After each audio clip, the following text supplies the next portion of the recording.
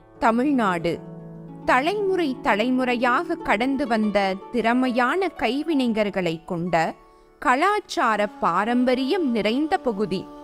சிக்கலான கைத்தறி நெசவு முதல் மண்பாண்டங்கள் செய்தல், வெண்கலச் சிற்பம் மற்றும் பாரம்பரிய நகைகள் தயாரித்தல் வரை தமிழ்நாடு மாநிலத்தின் வளமான கலாச்சாரம் மற்றும் வரலாற்றின் கதையை சொல்லும் தனித்துவமான பாரம்பரிய திறன்களை கொண்டுள்ளது.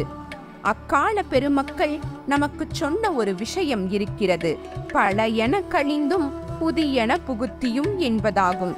இதில் புதியதை ஏற்றுக்கொள்ள சொல்கிறார்களே தவிர பழையவற்றை மறக்கச் சொல்லவில்லை. உலகம் வேகமாக மாறி வருகிறது மற்றும் பாரம்பரிய திறன்கள் தற்போதைய நிலையில் இருப்பதிலும் அவர்களின் வாழ்வாதாரத்தை பாதுகாப்பதிலும் சவால்களை எதிர்கொள்கின்றன. ஆனால் இது இருந்த போதிலும் திறமையான கைவினைஞர்கள் மற்றும் அவர்களின் தொழில்கள் தொடர்ந்து செழித்து வருகின்றனர்.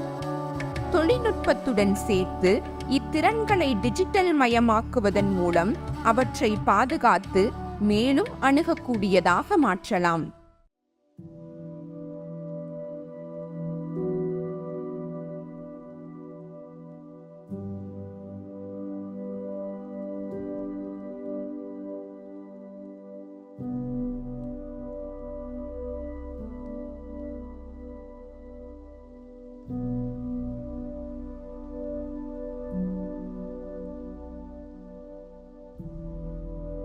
வணக்கம், என் பேர் கார்த்தி. நான் சங்கரா காலேஜில் செகண்ட் இயர் பிகாம் சிஏ படிச்சுட்டுருக்கேன். சின்ன வயசுலேருந்தே இது எங்கள் அப்பா செய்கிறத பார்த்து, இங்கே எல்லோரும் செய்கிறத பார்த்து நான் கற்றுக்கிட்டேன். இப்போ ஒரு 2-3 இயர்ஸாக வந்துட்டு அப்பா கூட சேர்ந்து நிறையா பண்ணிட்டுருக்கேன். வணக்கம், என் பேர் பழனியம்மாள்.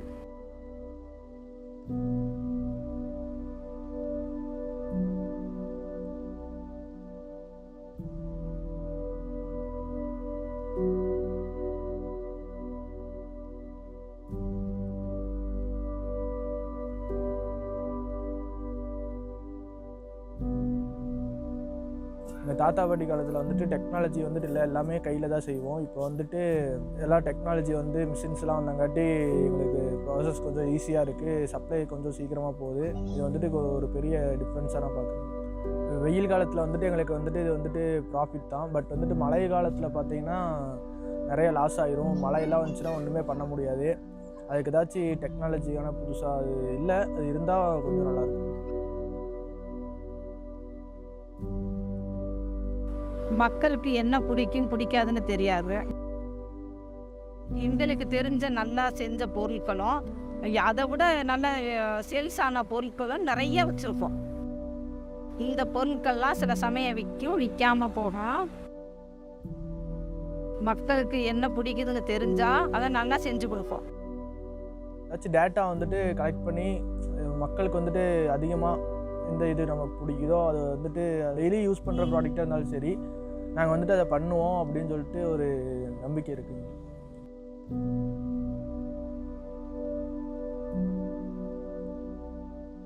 எங்கள் கஸ்டமருக்கு என்ன தேவையோ அதுவே நல்லா செஞ்சு கொடுத்தா எங்களுக்கு அதுவே போகும். அதுக்கு எந்த டெக்னாலஜி உதவி செய்யுதோ அதுக்கு ஏற்றாப்புல நாங்கள் எங்களை மாற்றிக்கிற ரெடி. நாங்கள் கேட்குறது ஒன்றே ஒன்று தான், உங்களுடைய திறமைக்கும் உழைப்புக்கும் ஏற்ற ஊதியம். எங்கள் அப்பா இதை செஞ்சார், இப்போ நான் செய்கிறேன், இதுக்கப்புறம் என் பையன் செய்வானான்னு கேட்டிங்கன்னா எனக்கு தெரியாது. அவங்களுக்கு என்ன பிடிக்குதோ அதை செய்யட்டும். ஆனால் இந்த திறன் அழியாமல் இருக்க இன்னும் நிறைய தலைமுறைகளுக்கு இது உதவும்னா இதை கண்டிப்பாக பராமரிக்கணும். அதுக்கு என்ன வழிகள் இருக்கோ அதை எங்களால் என்ன உதவி பண்ண முடியுதோ அதை பண்ண நாங்கள் ரெடி. பாரம்பரிய திறன்களை டிஜிட்டல் மயமாக்க பல தொழில்நுட்பங்கள் பயன்படுத்தப்படுகின்றன. அவற்றில் சில 3D அச்சிடுதல், விர்ச்சுவல் மற்றும் ஆகுமெண்டட் ரியாலிட்டி, செயற்கை நுண்ணறிவு, ரோபோட்டிக்ஸ், டிஜிட்டல் ஃபேப்ரிகேஷன், தரவு அறிவியல், கிளவுட் கம்ப்யூட்டிங், சமூக ஊடகங்கள் மற்றும் ஆன்லைன் இயங்குதளங்கள்.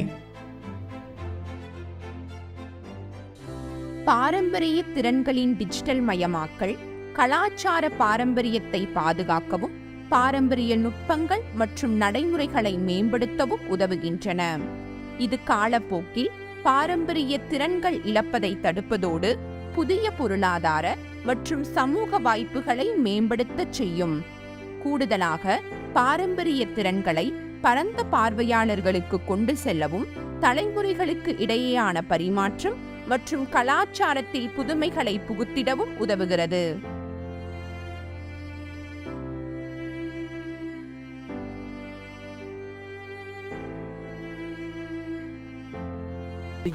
உங்கள் செய்தி மக்கள் தொடர்புத்துறை.